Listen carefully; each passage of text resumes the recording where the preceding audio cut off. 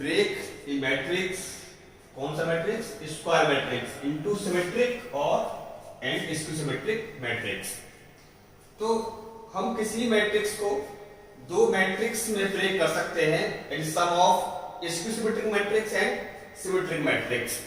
तो skew symmetric matrix का मतलब क्या होता है? स्क्यू सिमेट्रिक की बात अगर हम करें तो ये एक ऐसा मैट्रिक्स होता है, यदि किसी मैट्रिक्स ए, मेरे पास भी मैट्रिक्स ए है, suppose it is a matrix, यदि मैं इसका लेता हूं ट्रांसपोज, और यदि मेरा A dash equal to minus of A मिलता है, मतलब किसी भी मैट्रिक्स का ट्रांसपोज उस मैट्रिक्स के नेगेटिवली इक्वल मिलता है, तो मैं कहूंगा कि मेरा मैट्रिक्स कैसा है? स्क्यू सिमेट्रिक मैट्रिक्स है। और यदि मुझे उस मैट्रिक्स का ट्रांसपोज उस मैट्रिक्स के इक्वल मिलता है, तो मैं कहूंगा मेरा मैट्रिक्स कैसा है? It is symmetric matrix. तो ए डैश इक्वल टू माइनस ए, तो मैं कहूंगा मेरा मैट्रिक्स कैसा है? स्क्यू सिमेट्रिक मैट्रिक्स है। यदि उसका ट्रांसपोज उस मैट्रिक्स के इक्वल मिलता है, तो मैं कहूंगा कि मेरा मैट्रिक्स कैसा है? वो सिंपली सिमेट्रिक मैट्रिक्स है। तो इसको as a sum of symmetric और स्क्यू सिमेट्रिक लिखने के लिए मैं पहले फाइंड करूंगा इसका ट्रांसपोज। जब भी किसी मैट्रिक्स का ट्रांसपोज लेते हैं तो रो को कन्वर्ट कर देते हैं कॉलम में और कॉलम को कन्वर्ट कर देते हैं रो में। तो फर्स्ट कॉपी ये है, इसको मैं लेता हूं A11, A12, A13, A21, A22, A23, that is A31, A32, A33, that is A dash। अब यदि कोई मैट्रिक्स मेरे पास A है तो इसको मैं 1/2 A plus A dash plus A minus A dash. अब देखो इसको आप ऐड करके देखिए, तो इसको जब आप ऐड करोगे it is half A plus A dash by half plus A/2 minus A dash by 2। इससे आपको ये वाला पार्ट कट जाएगा, half A and half A equal to simply A। आपको ऐसा लिखने से इसमें कोई फर्क नहीं पड़ेगा कि आपने इसको कैसे लिख दिया। इसको सॉल्व करने पर मुझे क्या मिल रहा है? वापस से मुझको A ही मिल जा रहा है। तो लेकिन जब मैं ऐसा करके लिखूंगा, यानी कि पहले मैं क्या करूंगा कि इन दोनों को सपोज आपस में ऐड कर लेता हूं, A डैश प्लस A में फाइंड करूंगा, इसका नाम सपोज मैंने B मान लिया, फिर मैं A minus A dash find करूंगा, इसका नाम मैंने क्या मान लिया? सपोज C मान लिया है।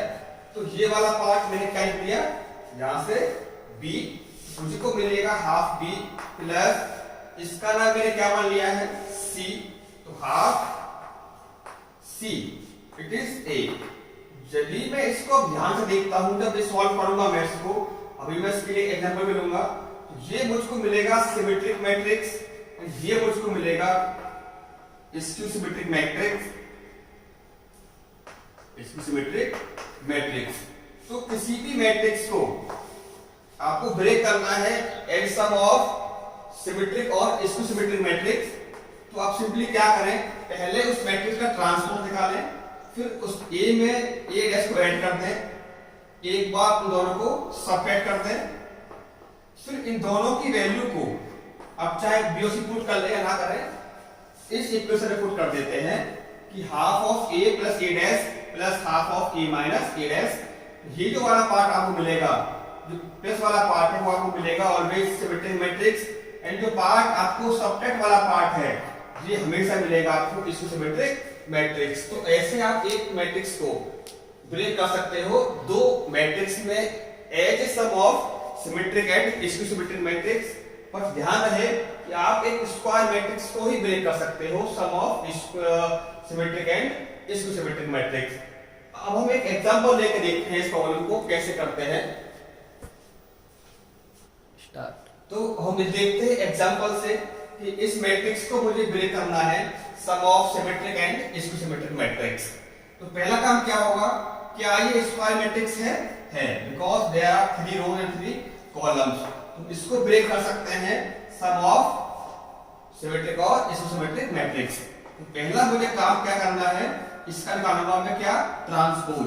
रो बन जाएगा कॉलम, ये रो बनेगा, ये आपकी column 2 3 5 1 2 3 3 2 1। It is the transpose of this matrix. इसके बाद मेरा काम क्या होगा, दोनों का सम डिफाइन करना है, a प्लस a डैश। तो हम जानते हैं मैट्रिक्स का सम कैसे होता है। मैट्रिक्स का सम करने के लिए करस्पॉन्डिंग एलिमेंट को आपस में ऐड करना होता है। तो आपका ये वाला पार्ट यहां जुड़ेगा, that is 4, 3 + 1 that is 4, 5 + 3 that is 8, 1 + 3 4, 2 + 2 4, 3 + 2 5 and 3 + 5 8, that is 5 and that is 2. Now it is your a plus a dash. Now हमको फाइंड करना है a minus a dash। इसको आप चाहो तो नाम दे सकते हो b फॉर एग्जांपल। अब पता करेंगे a minus a dash, तो a minus a dash 2 minus 2 that is 0, 3 minus 1 that is 2, 5 minus 3 that is 2, 1 minus 3 that is minus 2, 2 minus 2 is 0, and 3 minus 2 is 1, 3 minus 5 is minus 2, 2 minus 3 is minus 1, and 1 minus 1 is 0। इसको नाम चाहे तो आप दे सकते हो c। तो हमने देखा था अभी 1 of half of a plus a dash plus half of a minus a dash, और इसको चूंकि आपने b मान लिया है तो b भी लिख सकते हैं, half of b plus half of c, it is your a। तो a is equal to half of b की वैल्यू क्या है, it is your b 4 4 8 and 4 4 5 and it is your 8 8 8 5 2 plus half of c, it is your c 0 2 2 minus 2 0 1 minus 2 minus 1 0। तो यदि आप देखें इसको, ये आपका है इसकी सिमेट्रिक मैट्रिक्स, ये आपका है सिमेट्रिक मैट्रिक्स। कैसे देखो 4 4 8 तो 4 4 8, 4 4 5 4 4 5, 8 5 2 8 5 2। रो को चेंज करोगे, कॉलम में चेंज करोगे तो कोई चीज आपको नहीं मिलेगा। इसमें आपको माइनस का फर्क पड़ रहा होगा, 0 2 2 0 minus 2 minus 2 minus 2 0 1 2 0 minus 1।